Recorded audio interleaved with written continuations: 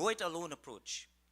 Just pick up a newspaper on any given day and you look at the disintegration of civic life in this society. And you can see that that kind of isolation is not working. And what is the opposition offering?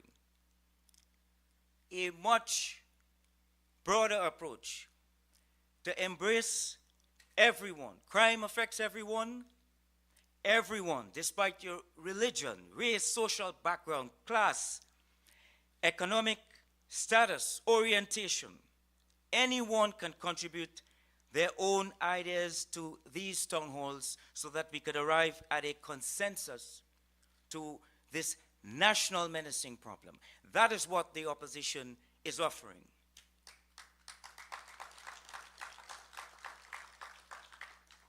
The opposition leader not only presided over all these meetings, but she has been at the forefront driving a lot of the ideas for us to arrive at this point.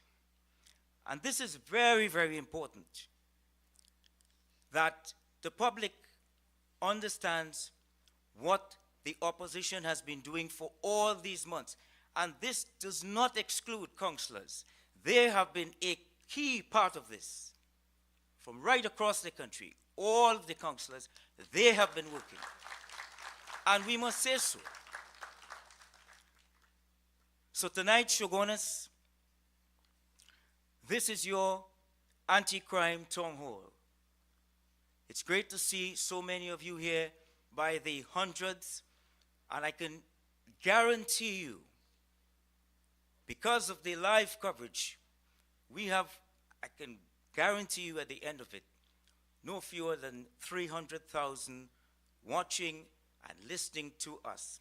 Everyone, or mostly everyone, I would say, would have an opportunity later on to grab that microphone and have your say. One final point before I bring in the moderator. And probably you didn't notice, but the opposition parliamentarians have done a good deed. They have given up this mic and the one in the audience for you to participate in all of these town halls. And that's a good gesture. So now, ladies and gentlemen, I would like to introduce the leader of the opposition. Could you please welcome Ms. Kamala Prasad Bisesa. Thank you very much, Jerome. Can we welcome Jerome Lewis to our platform? What an honor it is. He has come all the way from Florida to join us. So let's give him a round of applause and thank him very much. And we will hear more from him later. But as Jerome said, we are giving up these mics. And it's our great honor to thank all of you. And those of you inside, there are just as many outside. So give yourselves a round of applause and thank you for coming. And as Jerome said, out on the net, there are many others joining us. This evening, the opposition takes great pride and pleasure and honor in welcoming a very distinguished son of our soil. He's not just known locally, regionally, he's an international scholar. Jerome will go through his really profuse bio in a minute, his resume, but give him a really strong round of applause as we welcome Professor Selwyn Cudjoe. Jerome, back to you, please. Thank you very much.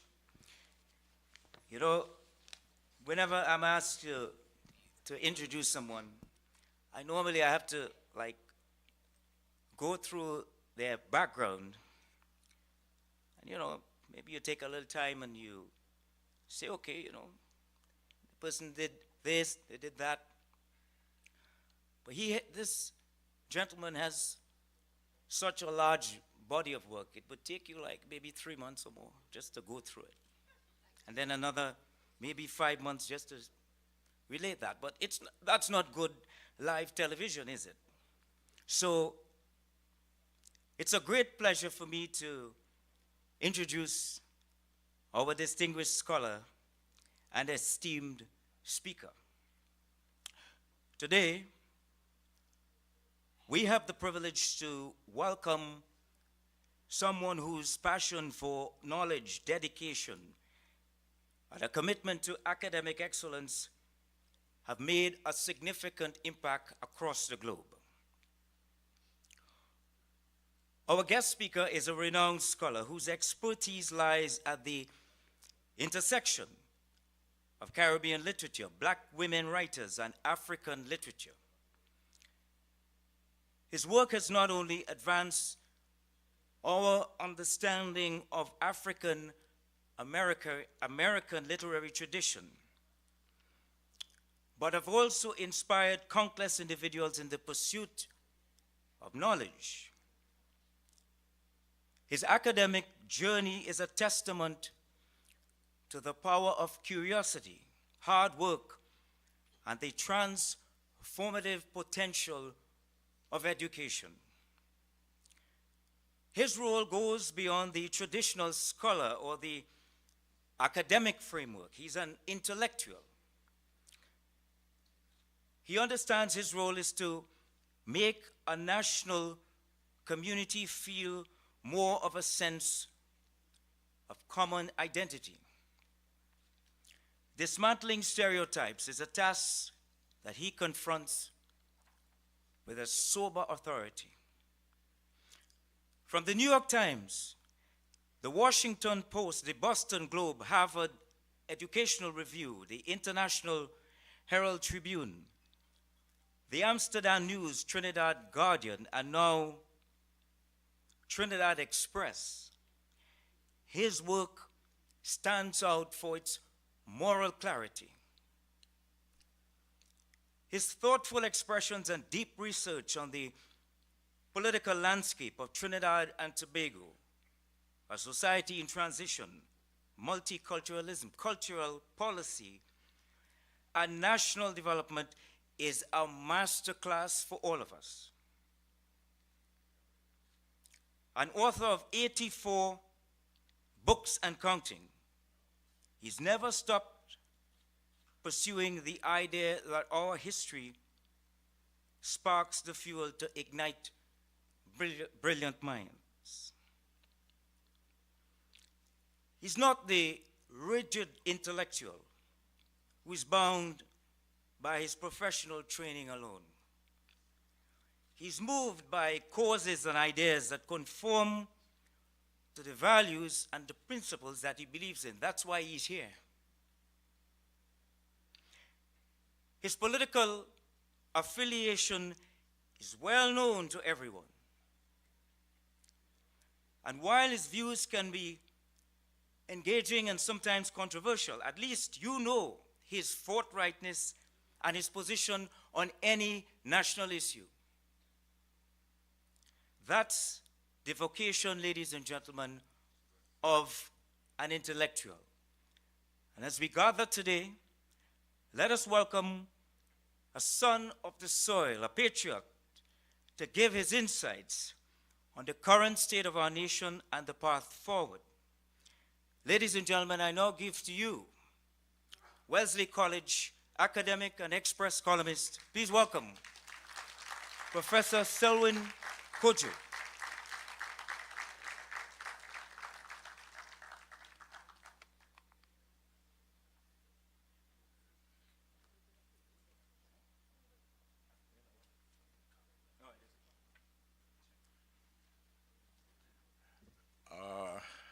The Honorable Kamala Persad Besessa, leader of the UNC, distinguished members of the UNC,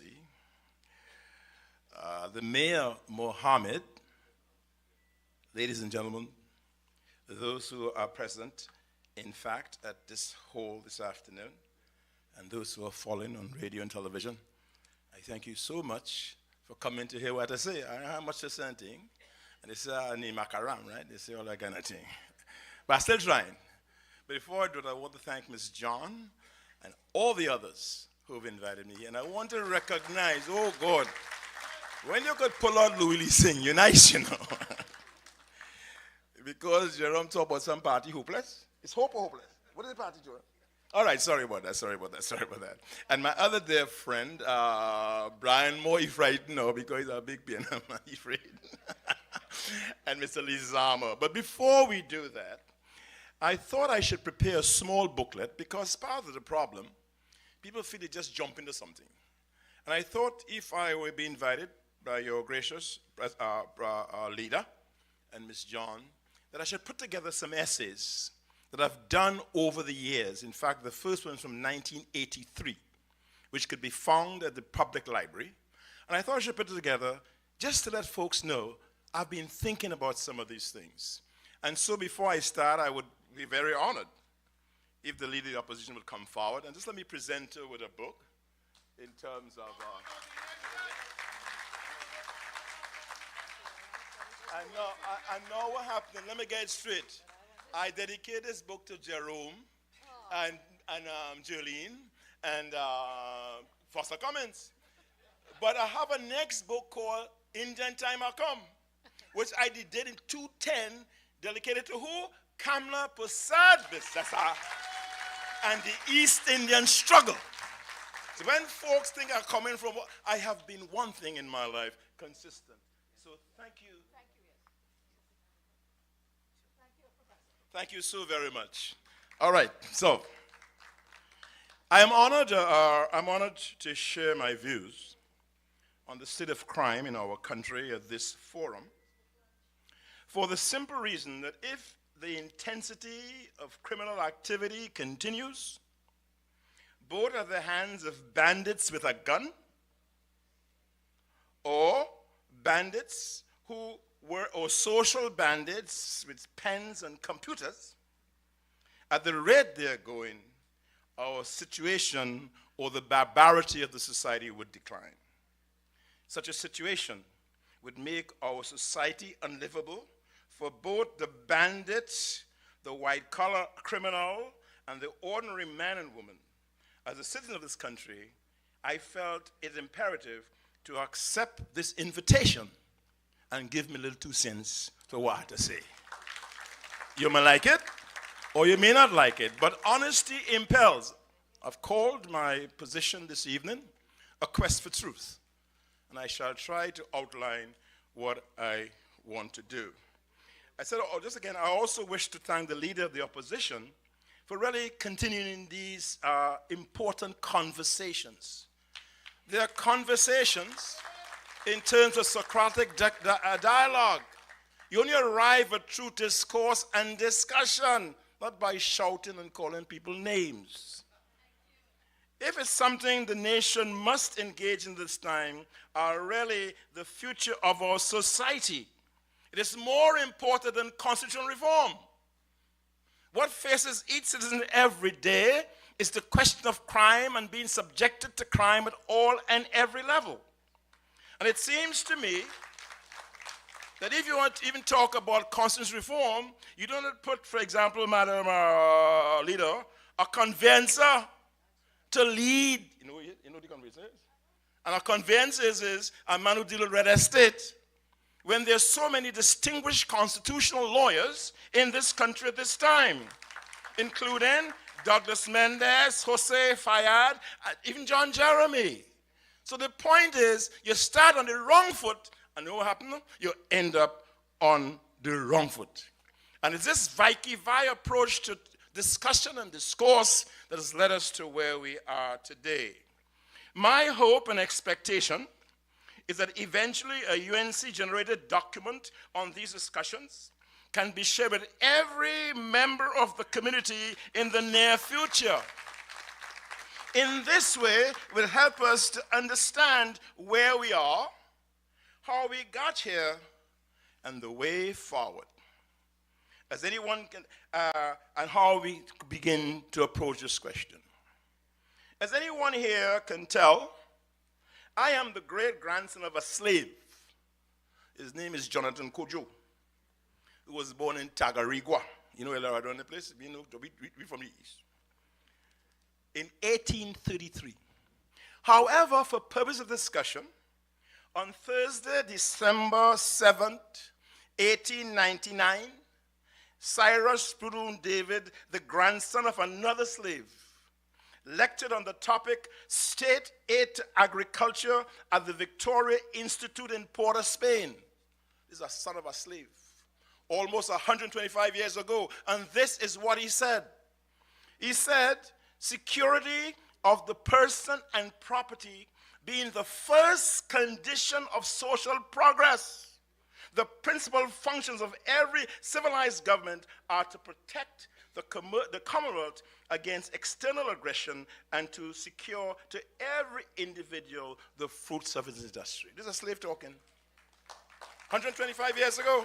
I repeat, he says, security of the person and property being the first condition of social progress, the principal function of every civilized government, and Jerome talked about civility, etc., are to protect the Commonwealth against external aggression and to secure to every individual the fruits of their industry and to live in the place in security. He understood 125 years. Why can't we understand now? He goes on to say, but as civilization advances and the powers of government is felt more and more to be resting upon the consent of the governed, the tendency grows to invest the state with numerous other functions calculated to promote the general welfare. At the present time, he says, the legislation of all self-governed communities indicate that the principle of laissez-faire, the principle of do your own thing laissez-faire, which was never much validity except among English-speaking countries, being universally discarded in favor of a more vigorous principle of state socialism. This is a slave grandson talking 125 years ago. Proudhon Davis made that statement in 1899, almost 125 years ago. However, the question of protecting the well-being of every citizen was taken up again by Dr. Eric Williams, the father of our nation, on November 27th, 1970, in what is called the Chaguaramas Declaration, Perspectives on a New Society, which he delivered shortly after Black Power. You may not want to remember it, but Black Power was tore us up because we were not acting fairly among all our citizens. And this is what Eric Williams said, the Chaguaramas Declaration. I quote, he says, first of all, he dismissed, I think Jerome was going there, the adoption of laissez-faire capitalism, which he called liberal democracy, liberal capitalism, and the ideal of Marxism as guides to social development. And he has said it, and I shall quote what he said in 1970, quickly after the Black Power Revolution. He says, we must devise, and that's why this is so important, talking with one another in a mutual way to solve our problem, whether you're PNM or UNC or wherever. As Jerome says, this is a national problem. Not a PNM problem, not a UNC problem, but this is a national problem. This is what Eric Williams says. He says, we must devise a system which gives a central place to the idea of the sovereignty of people. Could I read that again, boy?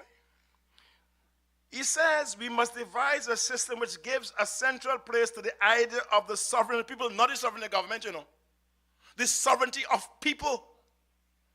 He goes on, the people must participate actively in decision making in political and economic matters. They must shape their own culture, wielding all the separate strands that have been imported into our society into one composite national culture.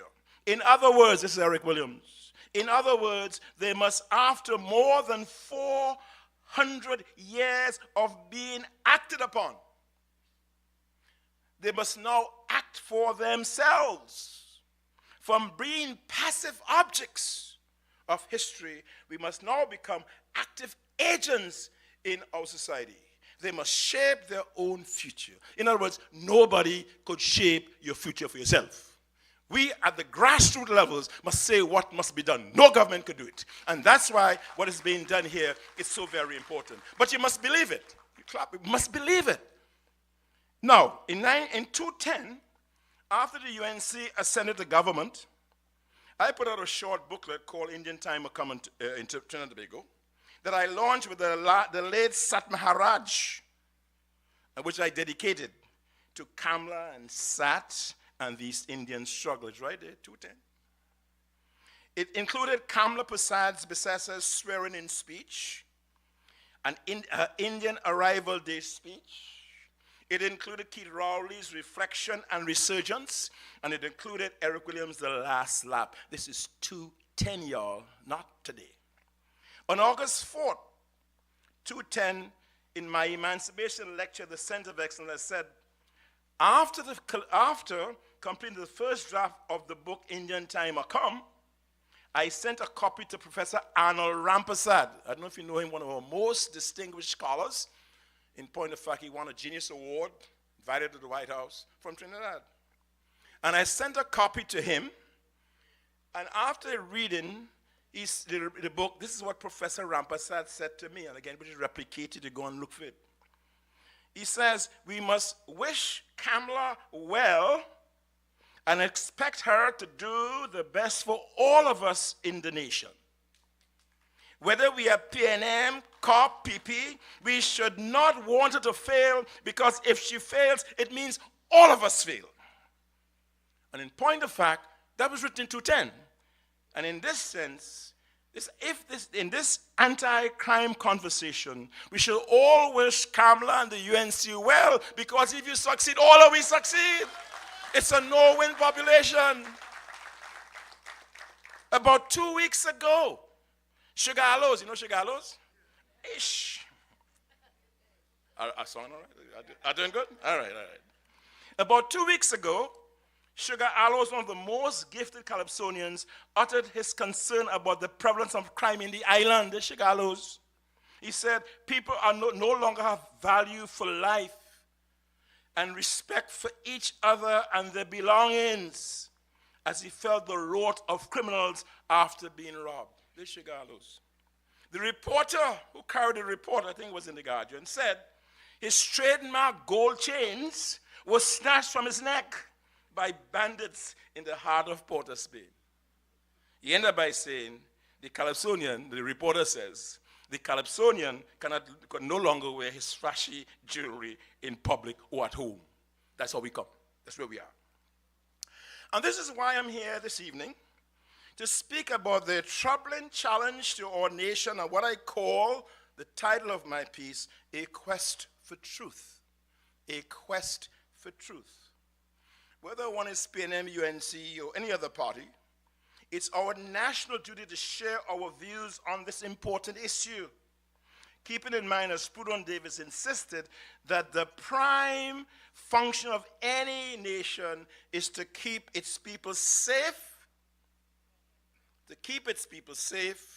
and Williams' assertion that people must participate actively in the decision-making in political and economic matters. In other words, all of us, wherever we are, must become active agents in the change that we wish to see. That's a Mahatma Gandhi thing. We must become active agents in the change we want to see. Today, we are faced with a crime situation that has gotten out of control. Murders, home invasion, robberies, rapes, etc. We could go on. It's out of control. It's only our people acting collectively without thinking about their race or class, color or social rank, but acting as sovereign beings can solve this problem. As we do so, we must keep in mind that it's the people, not machines or guns or elegant swagger that must be central to solving crime in the island. People are neither cockroaches. I don't know that. All right. People are neither cockroaches nor miscreants. I think that's the way some other people are.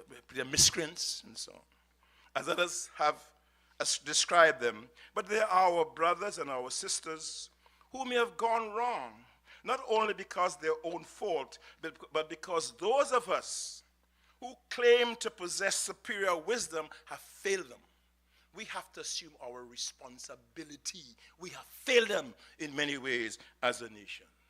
We must try to understand that without, quote unquote, that bad brand of brigands to which they have attached themselves, they find love and a sense of belonging within that space. That's why they go there.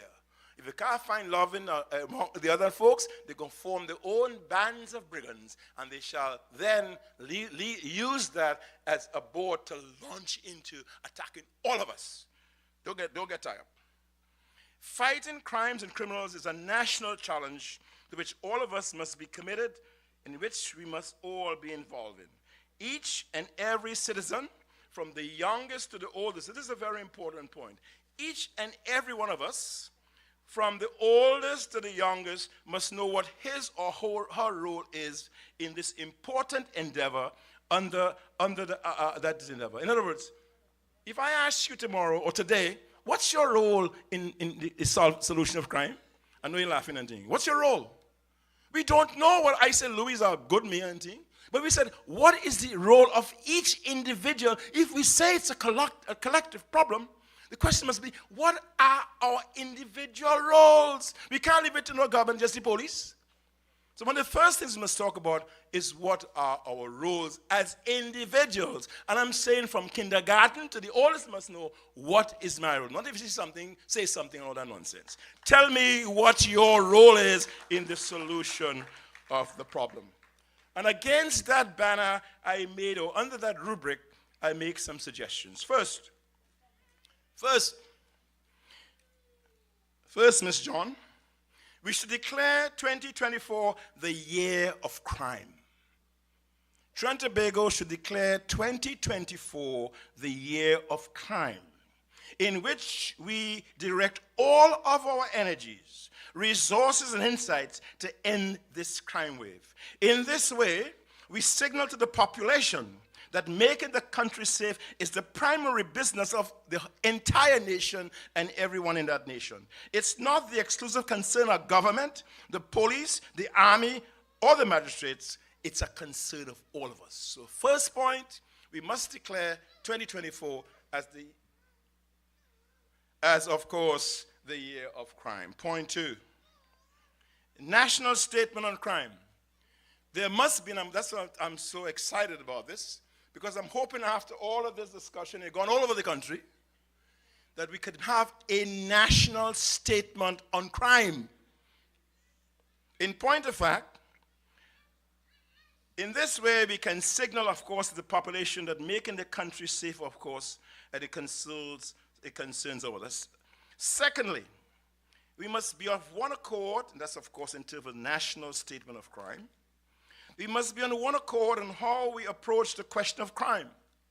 Jamaica, for example, has declared a national consensus on crime, in which every segment of the community is involved.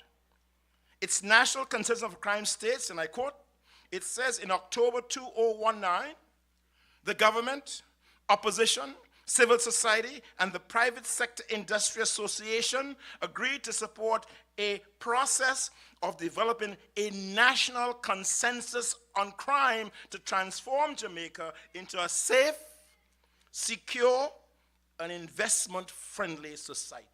A national consensus on crime.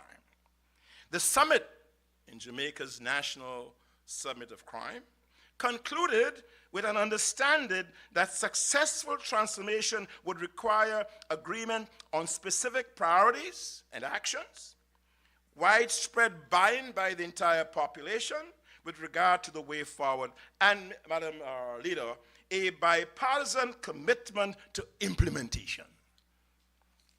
He goes on. This statement, of course, was signed by the Prime Minister, the Leader of the Opposition, the Jamaica Chamber of Commerce, the Jamaica Council of Churches, and many other organizations. I have all of the organizations right here if you want to take a look at it. Even Trevor Monroe. Do we know Trevor Monroe? Oh, you know Trevor Monroe? Oh, God, you know him very well. Oh, God, he traded, but he was also a big Marxist. Yes, Rasta. He was a big Marxist. Even Trevor Monroe, the one exalted Marxist scholar, joined his fellow Jamaicans to offer a common front on crime. No one should be left out. Whether this approach has been successful or not, it demonstrates that the first way forward to solve the crime problem, Mr. Lee, have to be a common purpose and a common goal. In this way, each citizen will know what we aspire to, hoping that together we can aspire and therefore together achieve. Let me make a qualification here. Such solidarity does not guarantee that crime will be abated. In fact, a week ago, the U.S. Department of State issued a travel advisory to its citizens against traveling to Jamaica because of, quote unquote, crime and medical services. The State Department of the US of A claimed that Jamaica local authorities did a poor job, quote unquote, of responding to serious crimes, assaults, and more. It claimed that sexual assaults occur frequently, including at these very inclusive resorts. Jamaica, it says, has one of the highest homicidal rates in the Western Hemisphere. And we must think about it. Are we far behind in terms of our per capita income and our per capita population? These are the concerns. Not whether Kojo come and talk on the UNC platform. Doesn't do with it. This means that we in Trinidad and Tobago have a lot of work to do.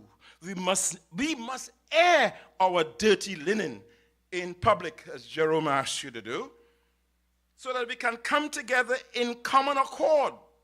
Our goals must be summarized in a few pages or a small booklet so that each and every one of us know what that common goal is. Ignorance is folly. Wisdom is what takes us through. And as the Bible says, wisdom, I see Miss Velda, you know the Bible thing, auntie. Wisdom is but understanding. Get ye wisdom, but get ye understanding. So let's understand. We can't do it alone. And there must be a national program, a small book that says, these are what our goals. It's almost like your Bible. Che Guevara have the red book. Well, you want to go to the red book, but you have to understand, we have to have that. Third, my third position. The involved... Huh? We have a yellow book. Oh, God. Hey, you see the minting, boy. I didn't say yellow book is a leader of the opposition want a yellow book, boy. So don't come and say, Coach say. Coach say book. Leader of opposition say book, and John shakes your head. Yes. And so Tim go be saying too. All right, so I just saying book. Third, involvement of the entire community. We must involve each and everyone in its solution, which is why this understanding by the UNC or this undertaking is so important.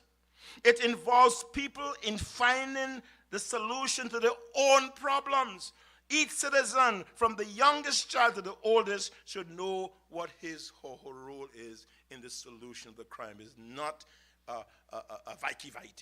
Fourth, community involvement. To investigate the crime problem, we must go to the communities where people live, which I think is what we're trying to do here. Is that, excuse me, Mr. Jerome? To investigate crime problems, we must go to the community where people live, where they can offer their ideas freely in their own setting, speaking with one another as a family. This is why Eric Williams launched his, Louis, you remember that? This is why Eric Williams launched his Meet the People tour in 1963. On July 15, 1969, Frank McDonald, a writer from the States who was here, wrote the following letter to Richard Nolt, Executive Director of the Institute of Culture and World Affairs. This is what he said. What Pierre Williams is, Meet the People tour. You didn't stay in no little room in Parliament. I know, let's have a tea room and thing. Or your little cabinet. He went to the communities. And this is what Holt says. He says, Williams himself, this is 1963, I have the document. Williams himself has visited every secondary school in the country and most of the hundreds of villages in what he describes as his Meet the People tour. Right now, he's embarked on a meet the farmer store since agriculture has become this year's development. Go and talk among the people. Don't fly all over the place everywhere. Go on someplace. I had to go because I was on vacation. No. Your primary function is among your people and find out what they want. That's what Williams did. By the way, did Williams ever take a vacation, Louis? All right, okay. How about Manning? Okay, thank you. Don't go. I ain't saying that. That's asking a question. Oh, neither did your leader. So you have a yellow book and no vacation. So we're going nice. You cannot know your people or speak to their needs if you do not sit down and converse with them in their communities about their hopes and their dreams and their aspirations.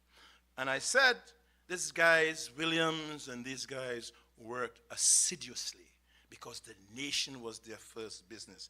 Fifth, strengthening the judicial branch of government. Strengthening the judicial branch of government. You can't move forward if the judicial branch is weak. And I say we cannot solve the crime problem if the judiciary does not function efficiently and at optimal level. No case, no matter how difficult or sophisticated, should take years, 10 and 12 years, to be disposed of. The courts, the prosecutor's office, the judiciary must identify all the factors that affect the slow and inefficient ways in which the justice system now operates and do something about it.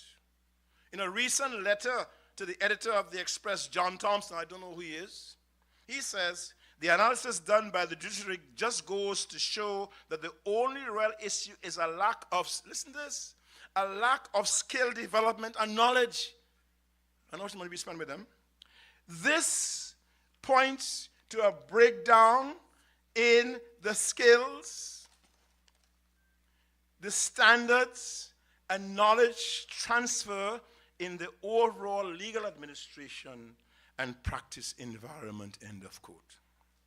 Part of the problem lies in the fact that after 62 years of independence, the judiciary must rely completely on the state and the Ministry of Finance in order to perform its most mundane tasks associated with the delivery of its core mission, which is what? The administration of justice. The time is ripe to hold the judiciary, Madam, SC. The time is ripe, to hold the judiciary to account in the administration of justice. To do so, we must allow them unfettered access to financial resources and also to the consolidated fund. All good? The resources. Oh, God, give me something, man. Your leader said, get your point. I find you doing nothing, boy. Your leader gave me my thing and you're holding back, done me. I haven't seen Miss John do anything nice. You have to wait for your leader to say nice? Oh, God, don't do me that now. Make me feel at home, all right? Yeah. There must be more diversification in the administration of justice. Everything cannot be centered in the Chief Justice Office in Port of Spain and San Fernando. We may have to opt for a parish system that is similar to Jamaica, where judicial officers in other parts of the country can make their own decisions in matters that concern their region. More importantly, the justice system must become more technologically savvy. Let me say it again now. Miss SC. Is SC the big name? Poor fella. I'm saying that the justice system must become more technically savvy in terms of technology. Thompson notes that digitation and digital transformation tools can play a key role in pushing this thrust ahead. It's too long to talk about only paper. The leader just said, send me a digital copy. She want no copy, she want digital. All right? Julie, you hear me? The same can be said about the Office of the Director of Public Prosecutions, the DPP. It has not kept up with the technologies in the field. The inability to implement new technologies has led to the greatest inefficiency of its personnel. Imagine, Madam Leader of the Opposition, the DPP office saying it could not file as many indictments as it liked because it was trying to save paper. A lie? Oh God, a lie? Tell me a lie now. You're afraid to save paper? Oh God, Louis. Oh God, don't go there. Brian, how are we doing there? They can't do that. The DPP must upgrade its technology if we are to wage a more efficient war against crime.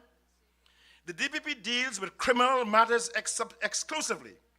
During the COVID period, 2019 to 22, the office dealt with 5 indictments a month, and Dr. Rudy has to check that for me. During the COVID period, 2019 to 2022, the office dealt with 5 indictments, Mr. Munilal, Mr. Rudy Lal. Prior to that, it dealt with 30 indictments a month. One cannot solve crimes that are taking place in 2024 using 1994 technologies. Miss John? Miss John, let me repeat now. I know you're nice. One cannot solve crimes that are taking place in 2024 using 1994 technologies. It's backwardness. And it's citizens that must talk out. The legislative people are going to do the thing, they represent it. But we send them that represent us. So when Rudy Lal and Mr. Lee and them fellows going down there, they speak on our behalf because 25,000 people can't go there. But when they get there, they speak on our behalf. And more importantly, we are the masters. They are the servants. You see how much money you're going to get, Rowley? Sorry, I shouldn't say Rowley. You see how much money? Oh, God, I want to be careful, you know. The SEC, I can't know the business. The SEC will give me 90, from 59,000 to 80,000 a year. A month? Oh, God, I'm lying. I'm telling on myself. And when one thinks that the, where's this, Brian? The minimum wage is how much? $20. And you multiply 20 by 8 hours a week. And 8 by 5 days a week. The average person making how much? About $3,200. But the SEC, you can't blame the fella because they have a new thing. Gonna get something, how much? Yes, oh God, don't make me. I know the salaries why I have a commission, but don't make my life for them thing. Let's keep the substance of the thing going. All right? I'm talking about the disparities. Because if a man don't have something, he gonna thief. Darwin talks about the origin of the species and adaptation. And Spencer says the survival of the fittest. You can't be moral if you have nothing. I don't care what you're telling me. You can't be moral or law abiding. I don't care what you tell me. I love so-and-so. You have no food to eat. Get down to the basics. Don't do all the cantropeness. Sixth, forget the DP now and the money. Stronger enforcement mechanism. And this is where I have the leader and I may have a little difference in terms of what she calls a state of emergency. I have refined it a little bit, madam. I'm saying there should be stronger enforcement mechanism. If we accept the position that criminal activity in our society has increased, particularly among our youths, then we must prepare to take more radical and decisive actions to solve the problem. Oh God, I want some more. They don't give me no kind of lukewarm thing. Make me feel welcome. Rasta, like that. Nice. And Mr. Molina gave me a little thing on his show. They gave me a little thing. So he agree with me now. They're going to Fred Hines, but go ahead. Yes.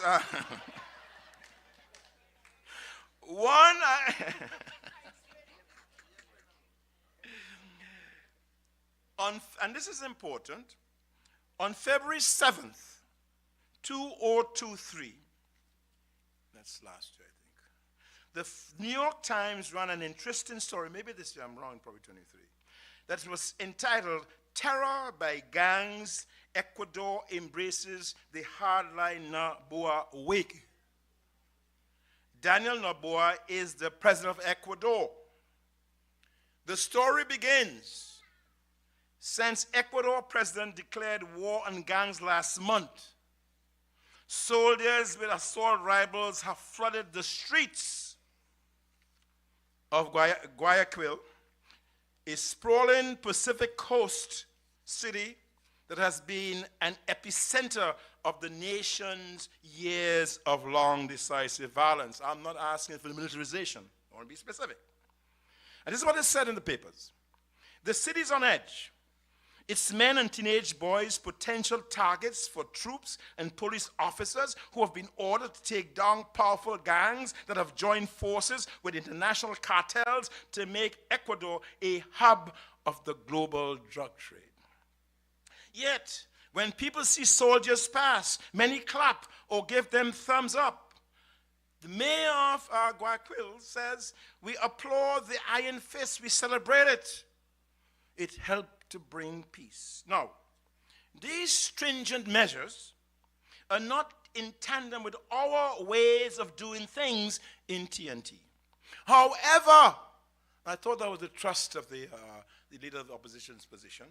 However, if we wish to break the hold the gangs and criminals have upon our society, we must use an iron fist to take them down. We know, and the police claim, oh, God, see if I give me a thing like that. Oh, God, I like that. Thanks, darling. We know that the mayhem is caused by no more than 200 or 300 people. The police authorities say they know who these criminals are. Why can't we not have a surgical operation to deal with that matter? These people are not afraid of the police authorities. So we in turn must not be afraid of them. When I was growing up in Tagarigua, little country boy in the orphan home, close to the orphan home, we used to say, if you're afraid of death, we're afraid to kill you. It's called principles of street justice. Such an approach, and this is the important point we have to be very careful of, and we need all our social scientists and our lawyers to work out. And we have to be very careful. Such an approach to the problem will result in the violation of certain human and civil rights of our people.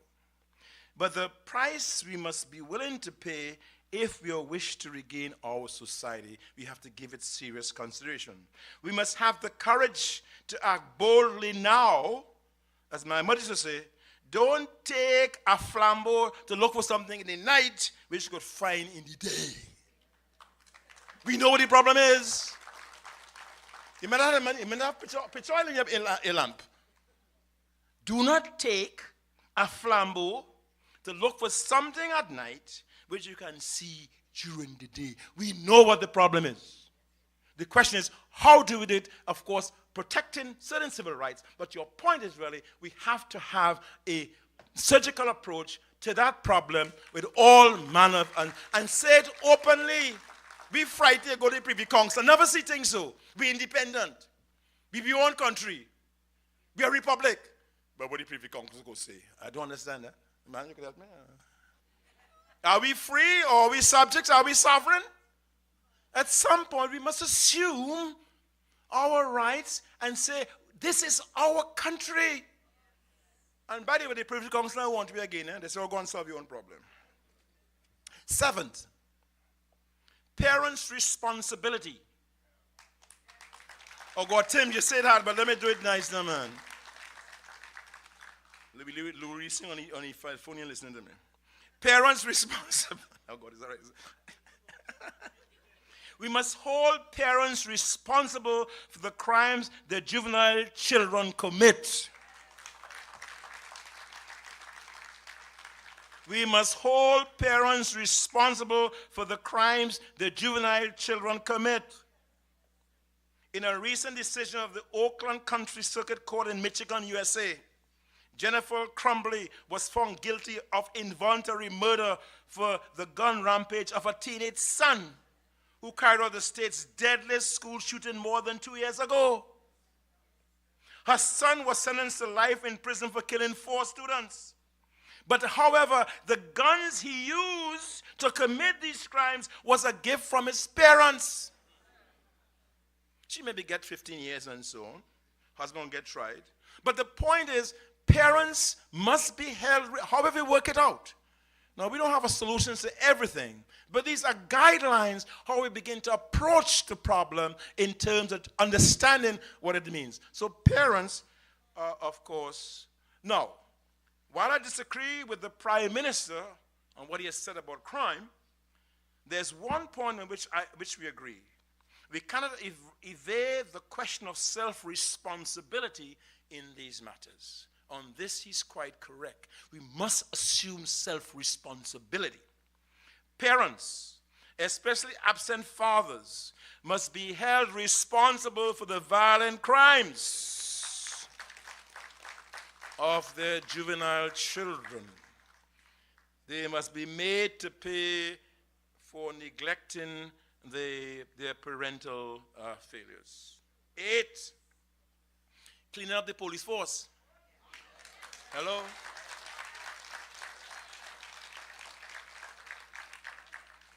Clean up the police force, Madam Leader. On November 17, 2016, Acting Police Commissioner Stephen Williams told us that the reputation of Trinidad and Tobago's police service has been tarnished by rogue elements within its ranks. You remember that? He says, and I repeat, he says that the police service has been tarnished by rogue elements within its ranks. He reminded us, and I quote, the police is vesting trust in the TTPS, and we must do nothing to undermine this. Clear, decisive, and timely action will be taken in every case to remove what we can describe as the rogue element in the police service. Nothing has been done about that. Remind Erla. Say, Erla, you know, you are the custodian of whatever, and Stephen says there was a rogue element. What has happened with that rogue element? How much years ago? I could count. From 260s now, how much years? 8 years, boy. That's a lifetime. But our God, people must be made responsible. And of course, again, not only councils and representatives can do it, but we, the people, I emphasize the sovereignty of people. You must believe that we are the ones. All right. Of course, it seems to me public trust in the TTPS is low. A lie?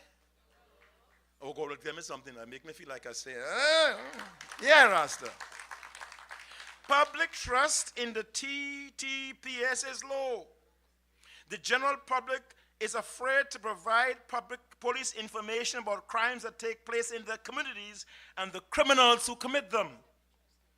That tells us a lot about the distrust they have for the TTPS. They do not feel safe in sharing complaints to the police, but out of fear that the confidential information that they give them is likely to get back to the persons about whom they complain, or is likely to testify against. It is well known that the hands of the criminal reaches out behind the prison bars to revenge those outside the prison bars who dare to cooperate with the police and to exact revenge on them, again, who you think snitch on them. That's not an acceptable position, and we know it. We are not likely to curb the rising crime rate unless the public has greater trust in the police service. And in this area, a lot of work has to be done to reestablish public trust in the TTPS. 9th, attending to economic needs of black youths. They say Jillian talking about that, Jerome. And you say your leader concerned about that too. You did, Mr. You said she's really concerned. All right. Attending to the economic needs of black youths is very important. The majority of Trinidadians dying from violent crime are black youths. Last Sunday, the Trinidad Guardian reported, quote unquote, more young Afro-Trinidadians are dying compared to the males in any other age group or ethnicity. Y'all, let me tell you again, listen. They said that more young Afro-Trinidadians are dying compared to males in any other age group or ethnicity. In 2023, 136 Afro-Trinidadians 30 years and under were murdered, while 23 Indo-Trinidadians of the same age bracket was killed.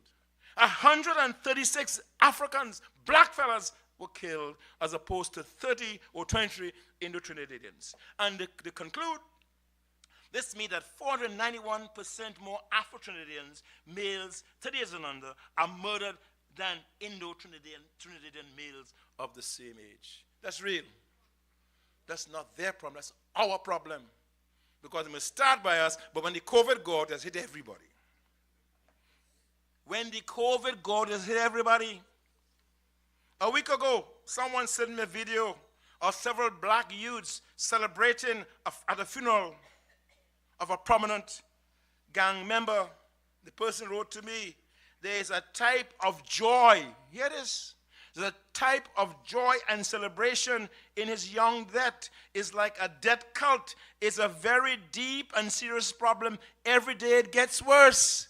That's annihilation. That's nihilism. That's what the experimental and those scientists, those thinkers in France would talk about. You are dancing at your death and do not expect to live beyond 30 years old. This was not entirely unexpected. On Emancipation Day, before his Excellency John Kudo of Brazil, of Ghana, I made the following statement. And while I go back to 28, until I'm talking about this long time. I didn't arrive at this tomorrow morning. And that's why I captured most of those things before. And this is what I said.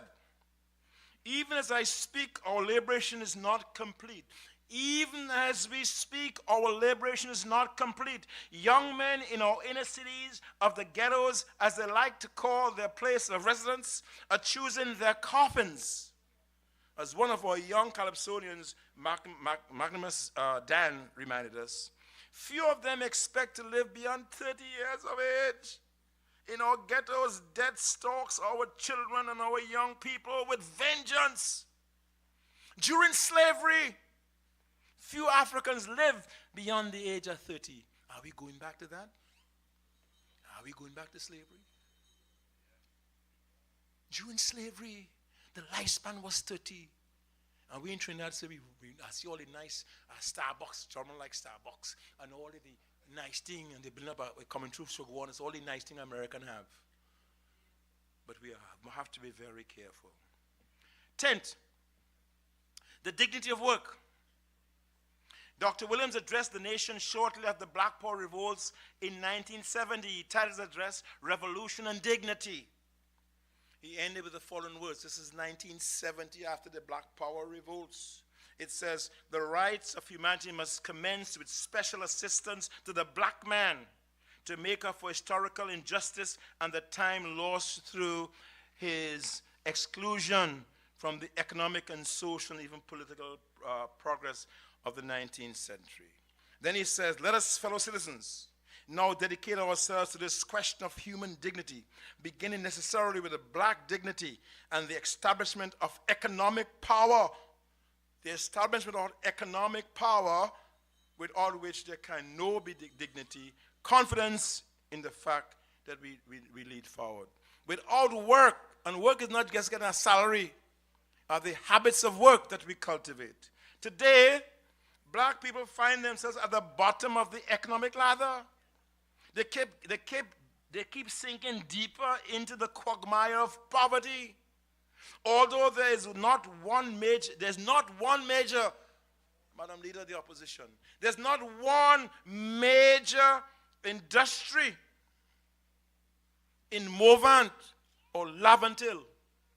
Yet we believe that we can speak about black dignity and black pride in the absence of productive and meaningful work among these young black men and women. In point of fact, I told you I saw Bob Marley thing last week, right, Jero?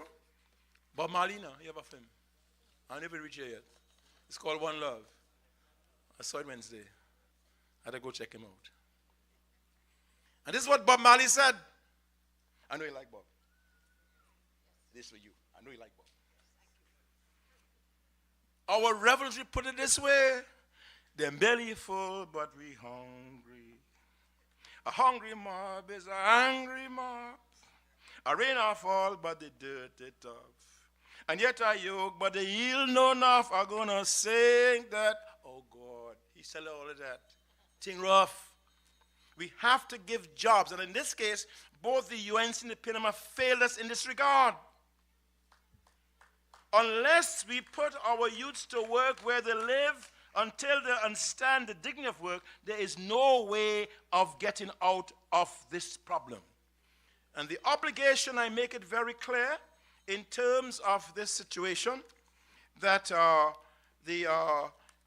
in order to deal with this problem, we have to deal with the question of, and I'm saying in this case, both parties have failed us in that regard. We have to do more work there. What's that? 11, a national cultural policy. We must devise a national cultural policy. In order to realize our humanity, we must develop a national cultural policy that speaks to the needs and aspirations of our people, particularly the younger members of our community. How many people know what the Ramayana is? Well, I know it from now. You know what the Ramayana is. Hussein, Hassan, celebration of Prophet Muhammad, Hussein and Hassan when he died. How many people know that? How many people know what Gayap is? We do not know our culture yet. Yet, it seems to me that, that of course, this notion of a national cultural policy, and I'm coming to an end soon, that, of course, I see Martin Daly, someone who loves Pan and so on, is talking about the need, and I brought this up in 1983. This is what Martin Daly says. The panorama bond is strong, enduring and intergeneration. When will some sensible cultural policy emerge in order to seize upon this? And we know how much money we have poured into, the NCC. I'm not going to go into that. But by my reckoning, from 1991, we have poured something like $3.2 billion in the NCC. And what do we have for it? Absolutely nothing. They haven't put in books. They're not even audited reports on that. Now, it seems to me, 12th, and this is most important, UNC's unique contribution to our public discourse. I want you to listen to this very carefully. Because you say, I think Kurt up there, I know we have talked about our Creole society and all that kind of thing. So I want Kurt to hear this. It seems to me that this conversation, Madam Leader, is the UNC's unique contribution to our public discourse. At his press conference on 5th of February, the Prime Minister characterized these hearings as a papi show. You remember that? A papi show. In his own imperial manner, he proclaimed, "You think I have time to papi show myself around the country with the opposition leader? I mean, I have no problem with the opposition leader who wants to talk with me. But there's just papi show going on there." Again, I take a public stand. Herein lies to me the linguistic contortion, even the intellectual dishonesty of the Prime Minister's approach to the important problem and his lack of respect for civic engagement. Solving our crime problem should never reduce to a discussion between the Prime Minister and the leader of the opposition. This issue concerns the well-being of a severely traumatized society that affects our psychic health, and if we don't deal with it quickly, we'll have a problem. It seems to me this anti-crime convention should never be characterized as a papi show. In my view, it's a public performance taking place in a public arena where citizens are encouraged to make their contributions in an open and transparent manner. I will skip my 13th point, but the leader has it. 14. I'll come to an end.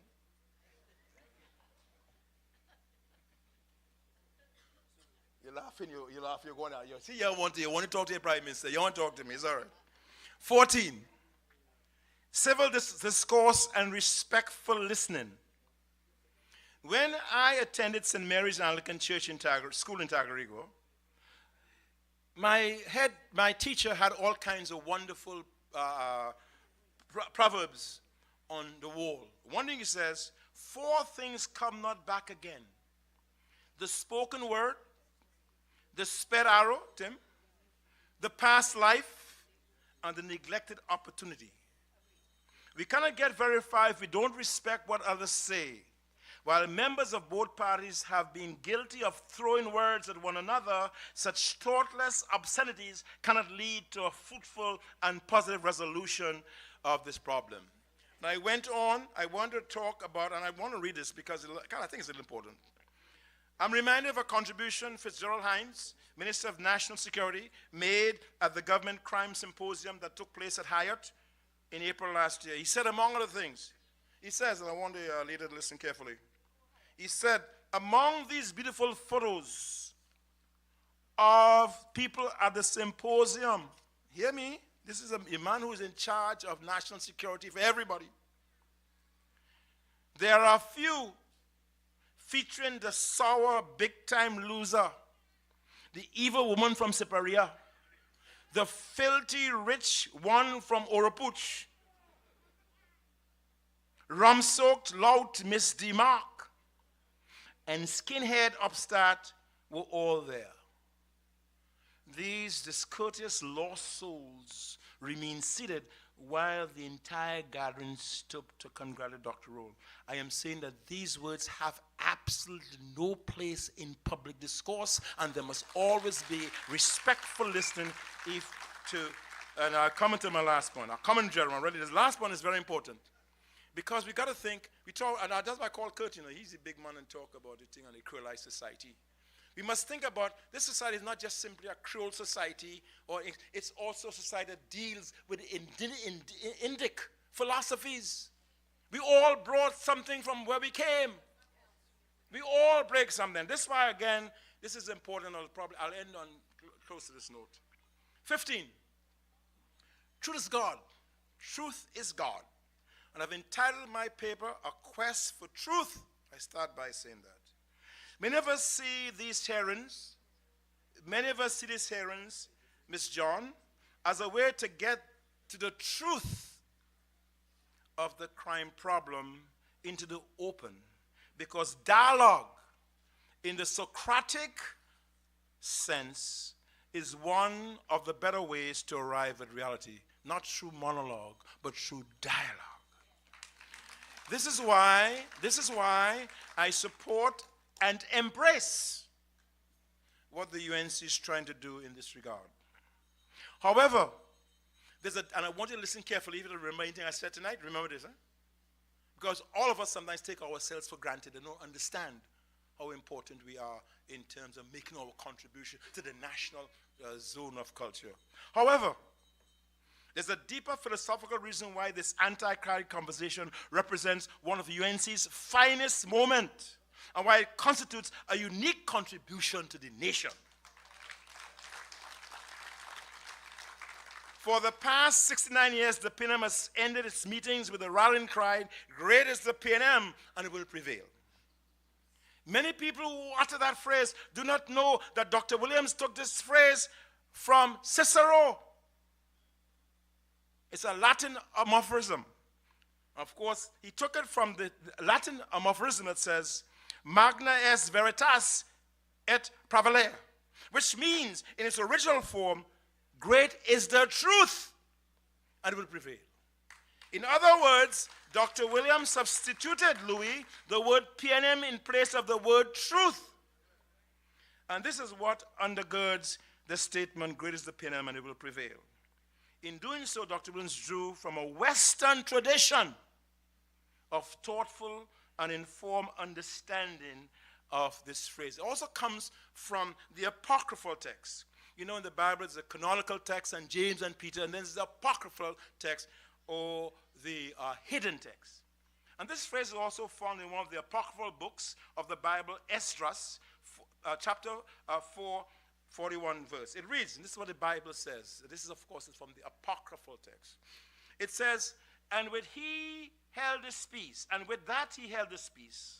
And all the people then shouted and so said, great is truth, and mighty above all things. Comes from the apocryphal text, not the canonical text. Sometimes we forget that the Eastern world has made its contribution to democracy and intellectual thought.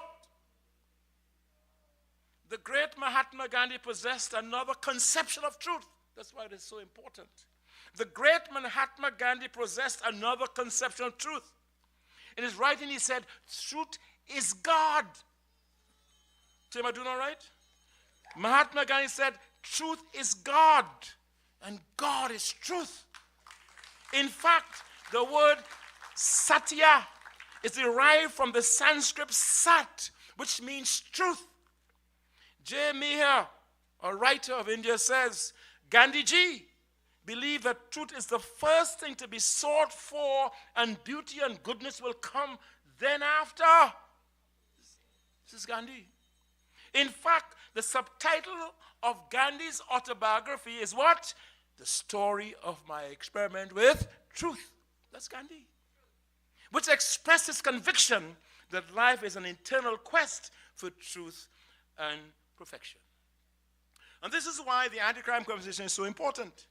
It relies on another way of seeing the world and another avenue of arriving at the truth.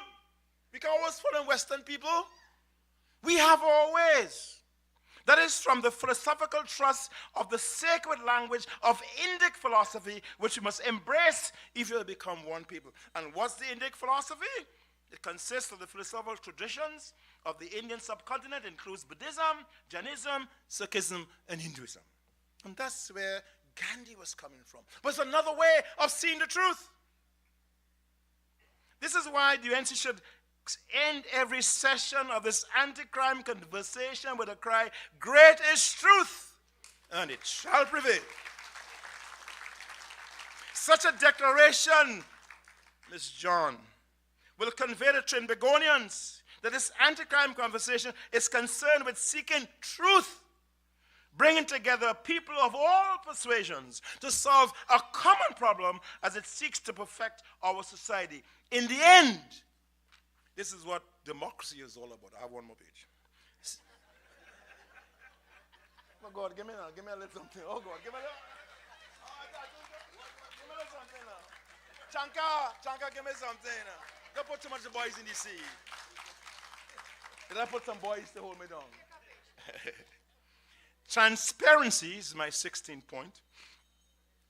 In seeking to discover the truth about the escalation of crime, we should ask our office holders, particularly the Prime Minister and the members of his cabinet, to declare what was their wealth and of the immediate family in 2015 and what it is now.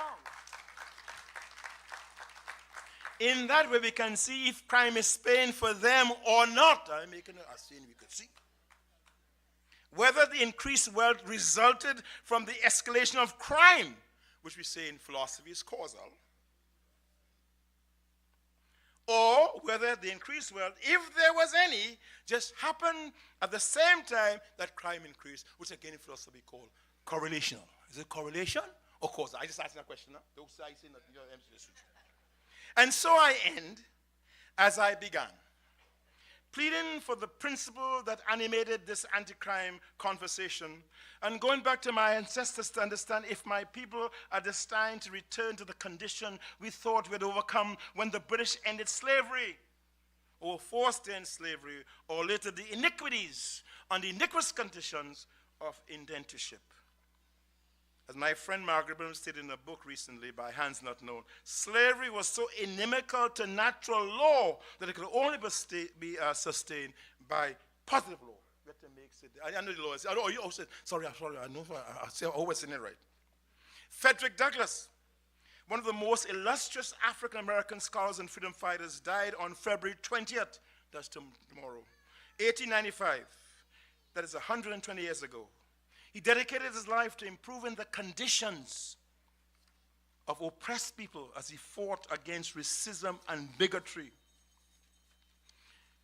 In his fight for equality, he once said, and this is important, I would unite with anybody to do right and with nobody to do wrong. Frederick, don't come to the crime thing, them people and all that. No.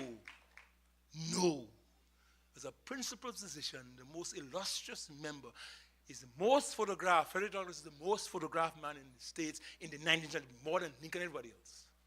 And he once says, I would unite with anybody to do right and with nobody to do wrong, end of quote. In this particular instance, and on this particular occasion, I stand with the UNC because I believe it is doing the right and noble thing. Moreover, I stand in solidarity with the UNC not because I love my party or my political leader less, but because I love my country more and feel compelled. You like that? I'll get the line again. But one more clap when that line comes through because it's the last place. Moreover, I stand in solidarity with the UNC not because I love my party or my political leader less, but because I love my country more and feel compelled to speak out against the brutal slayings of so many young black men every day and the unease that so many citizens feel about what is taking place in our society. We, the members of the general public, must intervene to stop this carnage. We can start the process with dialogue, in terms of Socrates, with one another in peace and sincerity, in spite of the spilled blood and the mayhem we see every day. I pray that all the divine powers give us the insight to discern the right and the courage to discover the truth and the conviction to say, I am my brothers and sisters' keepers. Perhaps, last line, Mr. Gopi Singh, perhaps like Gandhi we could say, great is the truth, and it shall prevail.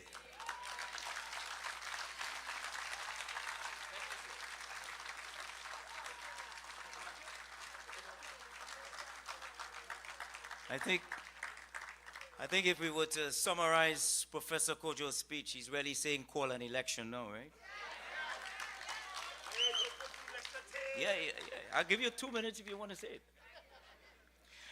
Ladies and gentlemen, just before we move on, there are some fine people. I want to recognize the Chief Operating Officer of the United National Congress, Dr. Gopi Singh. Welcome. Thank you for coming. And also, Mr. Bisesa, the platform man himself, I'm seeing there, Dr. Munilal. Yeah? Now, for those of you on the outside watching in, you can proceed to come inside to make your contributions, share your ideas on the microphone inside. There's also an email address that you can use to send in your ideas. It's ttopposition2020@gmail.com, ttopposition2020@gmail.com. And very quickly, before we move on, we want to recognize some of the key people who have been working tirelessly behind the scenes for the Town Hall 1, Town Hall 2, and now this one. Kevin Gibbs. That's the man who sometimes when you talk on this, you get no sound, and today you have sound. Kevin Gibbs. Dr. Kurt Mehu. Michael Rajnath. Mr. Peter Kanai, very quiet guy, always in the background, just getting all the infrastructure done. Sunjali Prasad, Nicholas Morris, who hosted the first two, did a great job. Saddam Hussein, Khadija Amin, Jolene John, and of course, all powered by the opposition leader, KPB Plus. Let's give them a nice hand for a great time. In times in which bringing people together is more crucial than ever. Our next speaker stands out as a testament to the power of good leadership. She spent most of her life in public service, committed to making our society better, advocating for change, whether for children, for single mothers, or just the ordinary citizen who feels isolated. She has seen it through the lens of a minister, a prime minister, now the opposition leader. She has the right philosophy. She knows that a living wage builds a stronger middle class and lifts the society to its best potential. She knows that working together rather than going alone is counterproductive to national development. She knows that collaboration is much better than confrontation. An open door allows for more voices, for active debate and participation. She knows that leadership roles must not be handed down, but earned on merit. One of the key attributes of her journey is her unwavering commitment to the principles of justice, equality, and freedom. Even when we sometimes prioritize power over principles, this leader has stood tall as a beacon of hope for those who seek a society built on fairness and inclusivity. Her policies and decisions have consistently reflected a dedication to the welfare of all citizens, irrespective of the background or status. She's also a good decider. She decided to establish the laptop program so each child in this country can have a chance, a viable future. She decided to establish the Children's Life Fund, not only for those without financial means, but as a statement that humanity should exist. None of us are without flaws, and this leader is no exception. However, it is when we acknowledge these imperfections that we truly appreciate the complexity of leadership. But even as a good decider, she's not the only one who is going to decide where we go from here. All of you, the thousands watching and listening tonight, will be deciders in 2025. All of us. And as the American president, Abraham Lincoln, once observed, he said, nearly all leaders can face adversity. But if you want to test the true character of a good leader, give them power. Ladies and gentlemen, please welcome to address you former Prime Minister and Opposition Leader Kamala Persad-Bissessar. Oh yeah, thank you.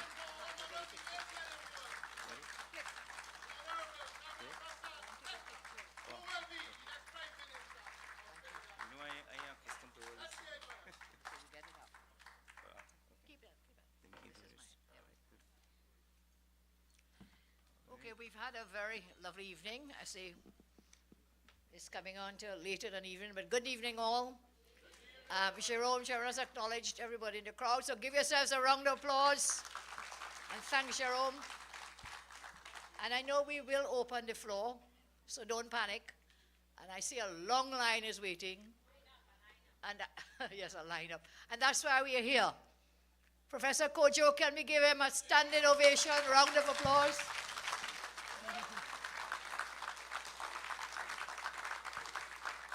He was not afraid to speak the truth, and he's given us a new mantra. You all remember what it was? Great is the truth, and it shall prevail. Thank you, Professor. And thank you for all the comments you've made. So I'll just spend a few minutes with you, and then we'll open the floor. And Jerome has given you the email address so that if you can't get to speak today, you can send your emails. Can we also welcome our friend here, Johnny Abraham? He has been with us before, shared his thoughts and views, and he remains listening to us. So, look, all the acknowledgements. Can I go say all protocols observed? Love you all. Thank you all so much. It's good to see so many of you here. Again, this is our third town hall meeting, and of course there'll be more. Can I advise you our next town hall meeting, anti-crime, is going to be on the 4th, JJ, 4th of March, and it will be in the Sandy Grande, Toko region. So we hope to meet the people there, we see the folks there as we travel the length and breadth of the land. Now it's easy to understand why so many people have been coming, why so many people have positive things to say. I think even the media have seen the value of these talks, and their reporting has, without a doubt, they've raised more national interest. Do you all agree? Yes, they've been the most good reporting. I am not one to bash the media. I am not the other guy. I am this woman, the good woman from Superior. And why are so many people coming? Why? That answer is very, very simple. Very simple. People are coming to get their voices heard. They want to be seen. They want to be heard. People are coming to tell us of their trauma and their pain. And you know, Professor Kojo gave us, 16 points tonight? So we now have, after these crime talks, in addition to what John Abraham told us and the others before, Professor Daisley, we add to that another 16 points from Prof. Kojo. Thank you so much. So people are coming out to help us craft solutions. And we are here to listen. This is your time to talk. But as you know, we had to start by stating the problem first. I checked the newspaper today. 64 murders. This year alone. How many days do we have in the year so far? Not anywhere near 64 days. So there's a murder, almost one murder in every, about average, 16 hours in our country. Yes? And what does the Prime Minister say? I will not repeat him. You have heard him. Prof has spoken about him. I'm not going to waste my time on a waste of time person. So here we are. We had to state the problem. And for all of us, this crime problem feels like when electricity cut off, pitch dark. The place goes pitch dark. And what happens? We lose our bearings. You don't know where to turn. You are blind in that darkness. You start to fumble. You don't know where to turn because you can't see. That's how many of us feel now in this darkness of crime that has overtaken our country. Professor Daisy, you remember the first crime talk. He reminded us about the endless stream of young bodies in the morgue, murdered all. Prof shared some stats with us here tonight. So that's a very dark cloud over our beloved country. We cannot get away from it. Crime is always graphic. Our esteemed speakers presented common problems, offered excellent solutions and analysis, and many of you over time have also stated your problems. So these talks have been all about caring. They're all about listening to each other, all about caring to listen. And there's a name for it, Professor. When you spoke earlier, you described the process, but you know what's the name for it? Participatory democracy, where everybody participates. That's what this is about. So these talks have been about caring. It's about having everyone participate in our democracy. And that's the name for it, participatory democracy. We have tried, and we are creating a platform for anyone to contribute ideas about how we can live safer, happier in our own country. Since we started the talks, the entire country has been following. We have seen and heard so many people with testimonies and solutions. Let's give them a round of applause. And let me say, let us not judge one another when we speak about our affairs or even our terrible experiences with crime. After all, we are only human. We have all in some way been traumatized by crime. Every person here in this room and outside knows someone who has been a victim of crime, knows someone who has had the pain and the trauma of crime. Am I correct, every one of you? Everybody knows in this country about the trauma of crime. And we all feel nervous, talking sometimes in front of a crowd, but look today, watch your lineup. Well, give them a round of applause, waiting to speak out, Professor, waiting to participate in this democracy. I must applaud everyone for how mindful you have been in all the talks so far. All the speakers were so respectful. You have to be respectful to all our esteemed speakers and members in audiences. And that is so good to see. And just like the great songwriters always write about, I think the most written about topic, Sasha knows about it, is what? Love. It's about love. They talk about love. They say love is contagious. I want to add that respect and empathy are also contagious. And so, together with the love, we must have the respect and empathy. You all have shown that when people care to listen to you, you feel cared for and respected. And that is our intention. So let's keep the respect going, keep it contagious, and make our solutions contagious as well. I'm going to talk about another effect tonight. It might be very simple and obvious. We come here, we talk to each other, we learn things, we share things, but there's something else that we can do. Let me ask you also to share, as Professor has said, that there's more. Each person has that responsibility, you said. Every one of us. So it's not enough to come and sit and listen. Then you jump back in whichever car back you came in and you go. There's more that each one of us can do. You might not at first see how it offers solutions, but you take with you and keep an open mind, you'll see the great value. And it's what happens at these talks. It happens when you leave these talks. How are they helping? What do you do next? What can you apply to your life or community? How could you become a change maker? Prof spoke about that too. Change maker. A change maker against crime. And how could you make these solutions contagious? We need everyone to become such change makers against crime.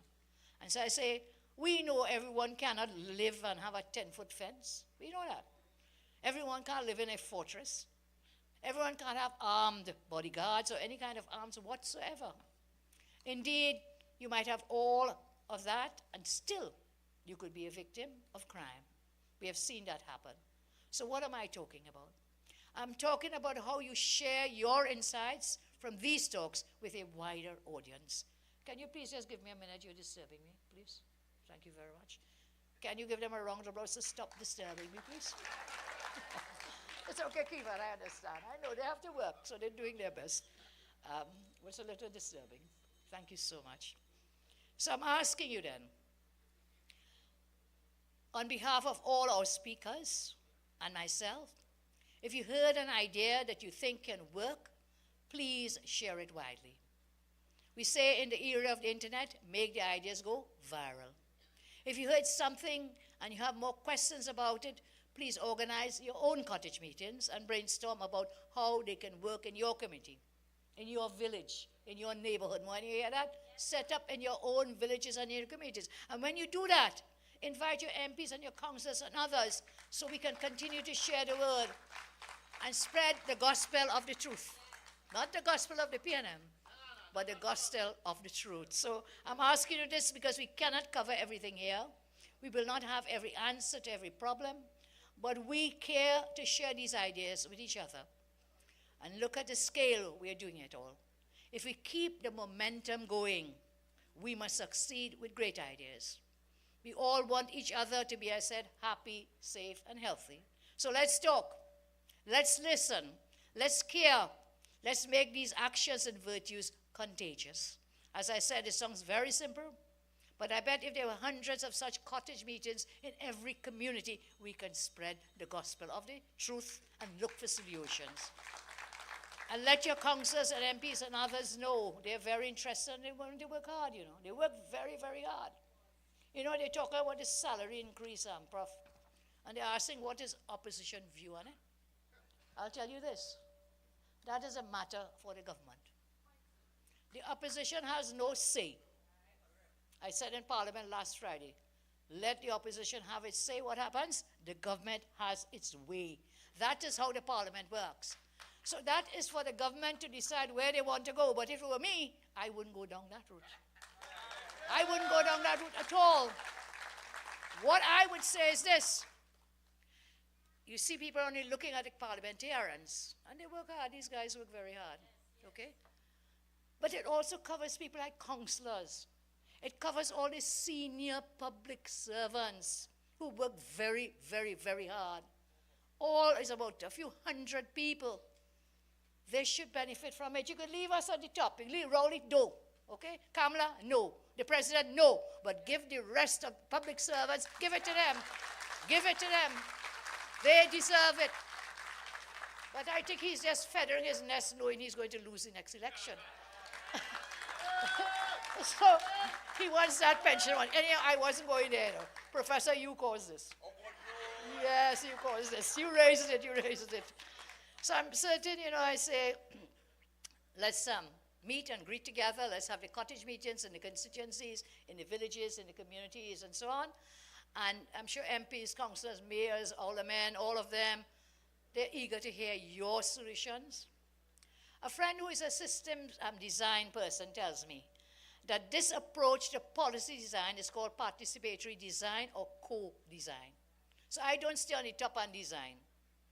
I'll come back again to Professor's word, everyone has a part to play. It's when lots of people come together to share their views to enrich the entire process of policy design. Please don't take the suggestion to have your community crime talks lightly. Just do it, okay? You should give experts a fair hearing, but you should also have confidence that you also have good thinking and you also find good solutions. Be confident in your thoughts and your abilities. As I close, I say to you again, let me make it very clear that we certainly appreciate every one of you for being here, for contributing, and feel free to keep sending your contributions.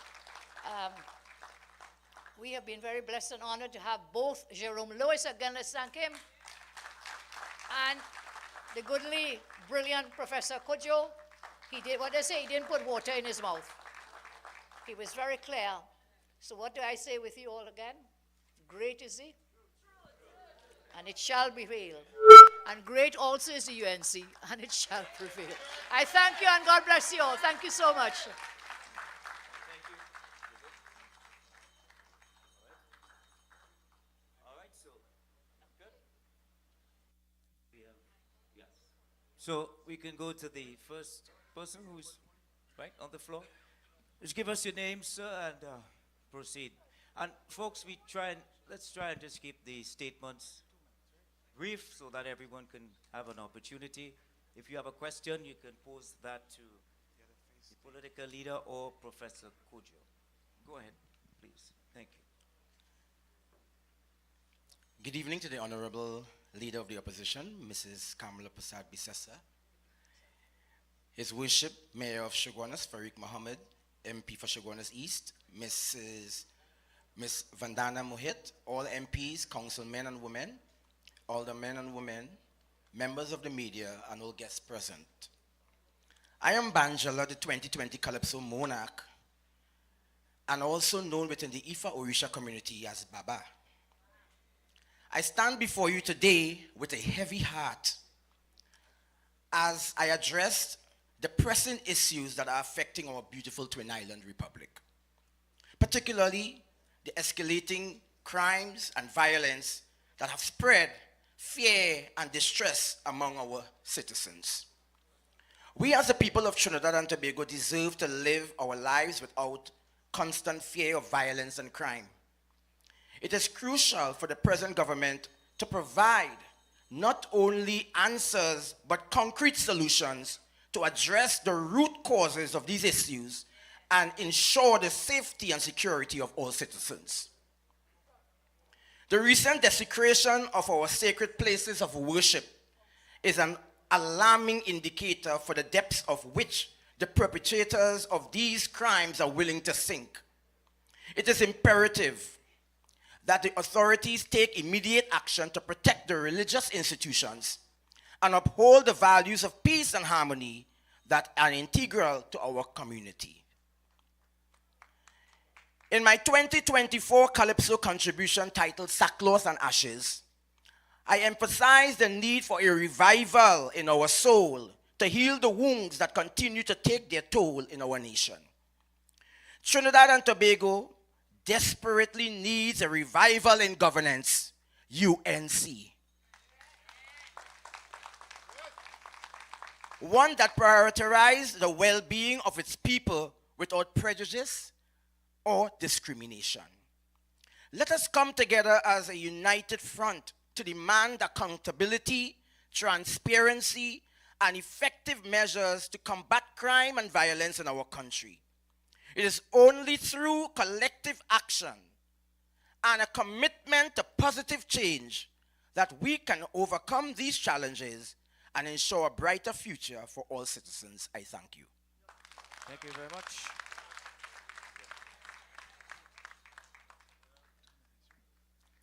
Good night to our mother of the nation, the Honorable Kamala Passad Bissessa, who will be the next Prime Minister of Trinidad and Tobago. I want to hear a better clap than that, man. Yay! All right. All right, they warned me, so half a minute gone there already. So, I just want to, before I give my contribution, what happened to me in crime and my family. So before I do that, I want to tell my good friend here, he was talking about 3 first class, middle class, and last class. But I will tell you something. Under the UNC government, led by our mother and her team, we had first class, middle class, and under the wicked, non-function PNM government, we have first class and last class. I have nothing in the middle. All right? So this is how we go. All right. Now, in one of our crime meeting, because you could see this face, Melvin, all is in all. All right? Our mother talk about the country, we need a state of emergency. The non-function government again say what we need that for. What they don't know is we, the people, the citizens of Trinidad and Tobago, right now we are doing it ourselves. When 6 o'clock we don't leave home. We're afraid to leave home. I'll give you one at that one time. I have my sister come a couple of months ago from Germany. She told me, say, Melvin, about 7 o'clock, 7 o'clock. She told me, Melvin, let me come and drop me from Freeport. I live in Ellenburg. She said, just drop me and come back. And I coming back. As I swing to go to the driveway in the apartment, and I park, it's about 3 right there, Plum Tree. I see this vehicle just stop there. My little daughter, stand up there, babe. Stand up, Marina. Look, she did. My little daughter and my wife come out the car. I tell her run inside. Well, I already went to empty my clip. But they reverse back up that hill. Well, anything they come in. Because my mother say, let go the clip, empty 2 clip. I had 2 big bucket full of clothes clip and I going with it for them. Don't worry. I was going with the 2 bucket of clothes clip and I was going to let go it for them. All right? Yes, I was going to let go the 2 bucket. And well, all I hear is one ball, the left side door. The person who put out the foot, I will help you. Because the speed I did running back, he said, oh God, it's about 4 clip, you go get it. Not 2. All right? That is one. I used to live in Lamont Street, Londonville, about a stone throw away from the police station. About 9 o'clock, between 9 and half 9, badang, when I come outside, a car gone in the drain. 2 guys jump out and start to run. I pick up the phone and I call Londonville police station. It takes them about 10 minutes or 15 minutes to get through with the call. When I do get through with the call, I say like somebody, because the person just at the car went down in the drain, they jump out and they're gone. Police, when he do answer, I don't know if he eating KFC or he talking to his girlfriend. I really can't say. So when he do answer the phone, I say, he say, how you know that is that stolen vehicle? I say, before a man gone down in the drain, come out and start to run. What do you think he doing? He jump out and start running. I say, if you come now, the car idling, the lights on, that had to be a T vehicle. Just give me 1 minute again. I said 2, I'll give 1. They're going good. So this is something we had to do. So when the police come, about 2, 3 o'clock in the morning, well, wherever the car, what I am saying, what we could do to resolve this, is that every station record every call that come in.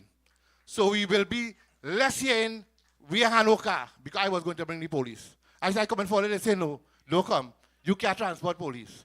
So I think if we, the citizen, together with our mother, say, the first thing we're going to do is make sure every police station, every call that come in recorded. When the inspector come, he go through and say, this happened here, why I didn't do it? Why I didn't do this? Why I didn't do that? What's going on? Then we'll go forward. Then we will go forward a day. That is first you have to do it. The second, and the last, give me 1 minute again. I ain't sure gonna that say I talking myself, what happened to me? I ain't sure gonna, my hump, look my hump here. I see a bandit grab a chain from somebody and start to run. The police rider, he hump bigger than mine, and he have one big gun in his neck.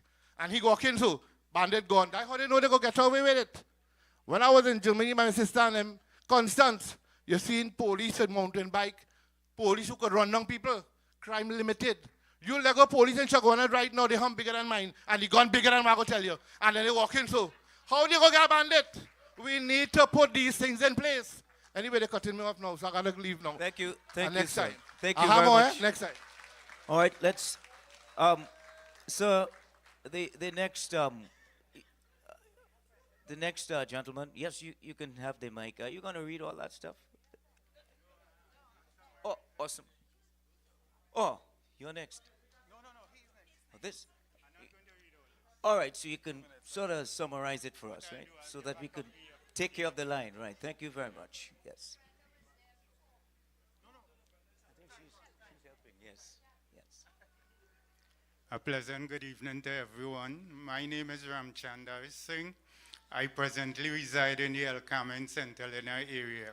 I am also representing the Kiwanis Club of St. Helena here tonight.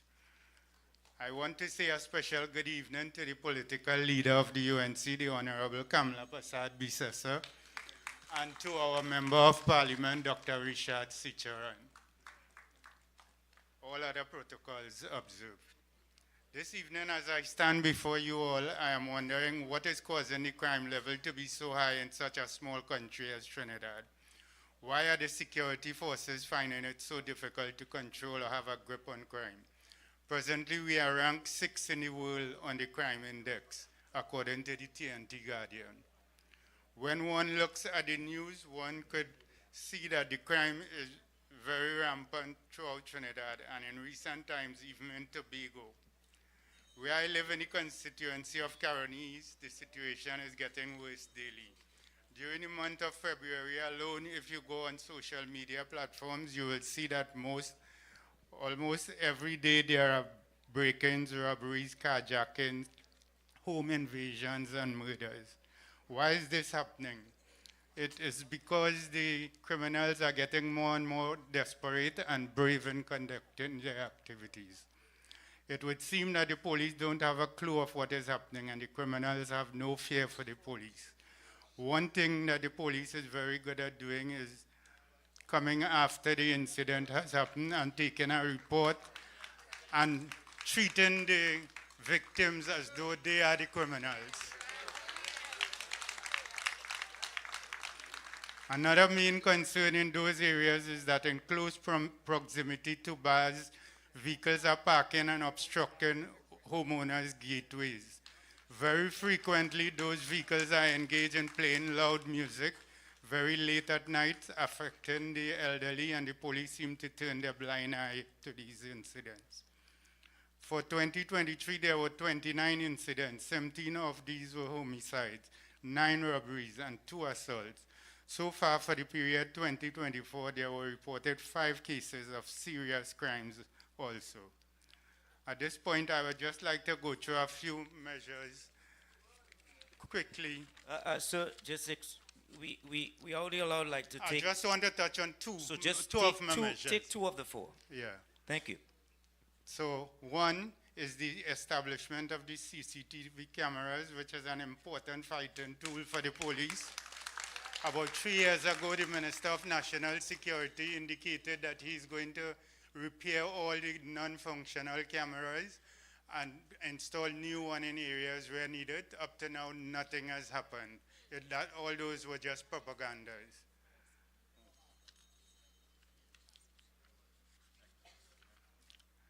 And the other point I want to highlight here is the issuing of firearm users license, FUL. Firearm users license should be granted to more responsible citizens to protect their families and properties from violent intruders.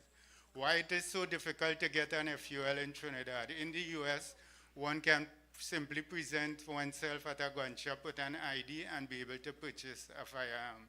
In Trinidad, good law-abiding citizens are waiting over 20 years to acquire an FUL and sometimes have to pay $40,000 to $50,000 in bribes to acquire the same. So I'll just cut on that point and I'll go to my last point quickly. So I know you have a lot of points, but here's what. You can send that to the TT Opposition 2020 at Gmail. Send the entire document. But my last point is very short. And they will, yes, but here's what. And it's We important. have, we can only take 4 more people in the line, and we are way past the broadcast time. no problem. Live TV, I'm not trying to cut you off, but I'm trying to at least entertain, so it's fair, you know what I mean? Thank you very Everyone much.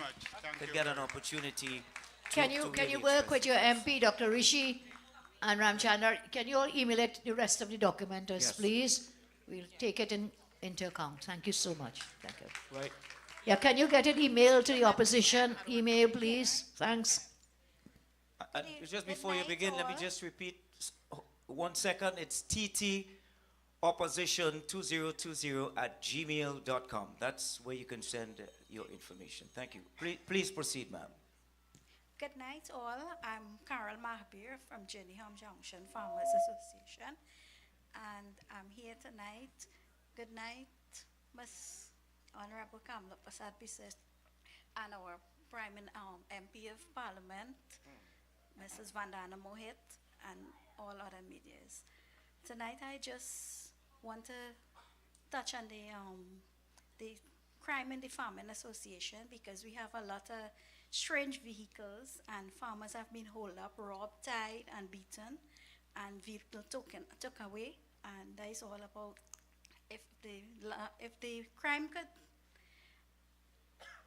if they could do something about the crime, it would be grateful, because I'm a woman and that is my livelihood. And I have a daughter that's be with me there. Okay, thank you all. Thank you.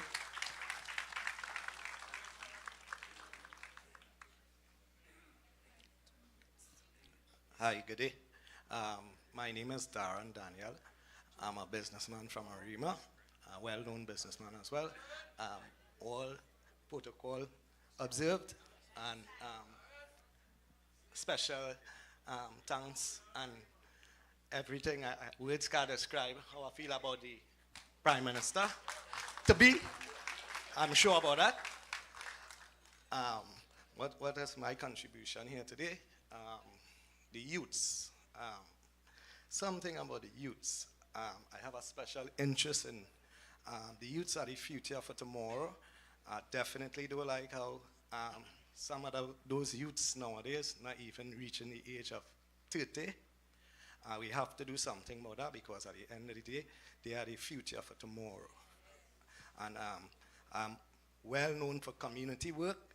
I would like to see more youths involved in trade, because trade is fading away in this country. You could hardly get a plumber, an electrician, and we need to bring back these things in schools, so we have a better future for tomorrow. Thank you. All right. Thank you very much. And this would be the final person from the line. Really do apologize for that, but we're way past the broadcast time, so this will be the final voice.